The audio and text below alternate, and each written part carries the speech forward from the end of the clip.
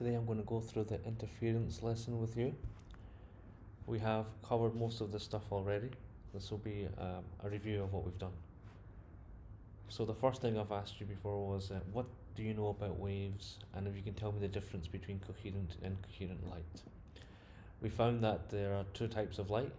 Coherent is when all the waves are in phase, when they all have the same wavelength, which is the same color, everything is the same. So if you have a wave, this is what a wave looks like. They have amplitude, they have a frequency, wavelength, all of these things. And if they match up nicely, like that, same color, it is going to be coherent. But incoherent is the opposite, is when they're not in phase. If one wave is like this, and then another wave is like this, a little bit later on, or if one wave is just completely out of phase upside down, this is not in phase. They will have different wavelengths, so you'll have a one like that, you might have a bigger one like that. They are all different. And white light is a great example of incoherent, because in white light you have all the different colors of the rainbow: red, orange, yellow, green, blue, etc. They're all mixed into one. So what we're going to do is we're going to talk about interference of these waves. What happens when they are together? We'll recall the parts of the wave, we'll discuss what happens when they meet, and we will look at the double slit experiment. So this is a wave that I drew earlier on. Amplitude is the height of the wave. It's always from the center to the top. Okay, it's not from the top all the way to the bottom. No, it's just from the top to the center. The top part we will call the crest. The bottom part we call trough. And the distance between two same points is called a wavelength. It can be from a bottom all the way to the bottom. It could be from the top all the way to the top again. Or it could be from the middle all the way back down to the middle. Not here, this is halfway, this is full. This is one full wavelength. So all of this, and of course all of this. That is what we will find for a wavelength. So when they meet, we have two types of interference: constructive and destructive. Constructive is when the top will meet along with the top, and likewise that means the bottom will meet with the bottom. They will be in the same phase, same shape, same position. They will be getting bigger. The resultant will be double, for example, if these are the same. Otherwise, if you end up with the top meeting a bottom instead, the opposite, or the bottom meeting a top like this, they will cancel each other out. You will get a destructive interference. If they're both exactly the same, they will be completely zero at the end. Sometimes it will look like this. You will have a big top wave and maybe a small bottom wave. When they meet, they will end up cancelling each other out, but not fully. So for example, this is 1 meter, and this one here is on the minus side, minus 0.4. You will subtract the two, and you'll be left with 0.6, a smaller wave. So now we know interference is when you get bright spots and dark spots. So it's a pattern that we get produced. It happens in electromagnetic waves. It depends on the phase difference, and it's the same for all the waves. You can see that when you throw like a pebble into the lake or like something into the water, you'll see the bright and the dark spots. The bright spots are when the waves are constructively interfering. The dark spots is when it is destructive interference. Okay, so that is constructive and destructive. So we moved over to a little bit on diffraction. We discussed what happens when it meets a barrier. So if you have a little slit, you will see the waves will bend towards the edges, and you will end up having a little pattern that looks like this. If you make the slit smaller, the bend will become bigger. If you only have one half, you will see bending on one side, but it'll be straight over there. If you shine this against a wall, you will get an interference pattern. If it's like a solid color, monochromatic light, you will see a bright band in the middle, which is the center bit, and then you will see darkness, color, darkness, color. If you have white light, what will happen is the middle will be white, but on the fringes it will be different colors because they are traveling different distances to the edges. Again, differences will end up becoming the change in the wavelengths. Each color has a different wavelength, so you will see that the red will be on one side and the blue will be on the other side. They will be split up like a rainbow. Okay, so if you have two slits, the waves are approaching, they will cut through, and you will see two pairs of this. You will see a much bigger interference pattern on the wall. You will see bright and dark spots. Where the two crests meet, the two top parts of the wave, you will see brightness. If you have the top part meeting a bottom part, in between, you will see darkness, which is indicated by these dots on the wall. Okay, so we know the bright is constructive and the dark is destructive. This is Huygens principle. This basically means every point on a wavefront is a new source for new waves. So every wave that you see is a new front, new opportunity for interference to occur. If you have 10 waves, you have 10 opportunities for interference. This is what we call Huygens principle. So we did a few examples in the class. Where will you see constructive? Constructive is when the top meets the top. So in this case, we of course have, where else? We've got the A over here. This is where the bottom meets a bottom even.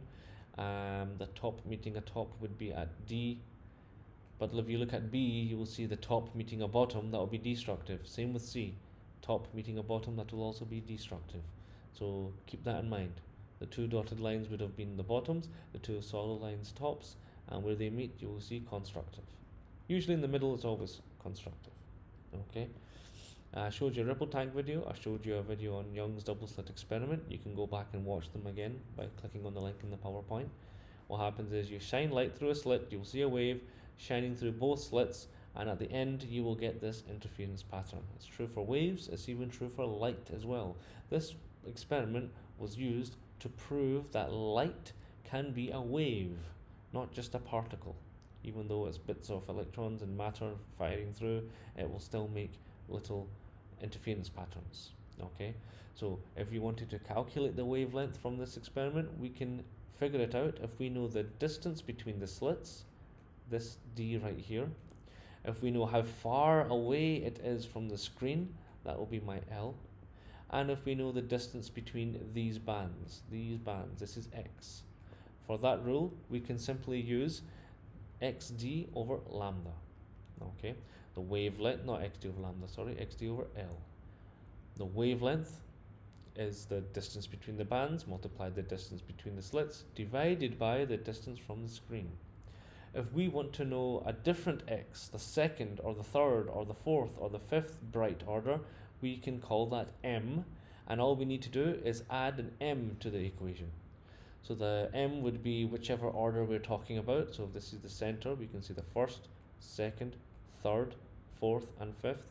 And you just simply rearrange. You can take the M to the side, it will become divide. So it'll end up over here, M lambda. You can cancel that and put it there. This will be the formula that we will use to calculate the wavelength. There are others as well, we'll get to them as well. A little prefix chart that you should know. The most important ones is probably nano. Nano is -9. I remember that by saying nano, 9, N and N. Micro is really important as well. Micro is -6. Milli is -3. These are the ones that you will see most often. We did some examples. We worked on this together, and we did a couple more starter questions. I will do these with you at another time in another video. This one is just explaining. So we did a quizzes, some instructional guide, I showed you a monotone sound, and then we came up with another formula to find this wavelength by using a path difference formula. We have the same interference pattern. If they're in the middle here, the distance from here to here is exactly the same, so nothing special going on. But if I am talking about the first order or the second order, or we're going up and up and up, we will realize that this is closer, this is further away. This has to travel an extra distance right here. This little distance is extra travel.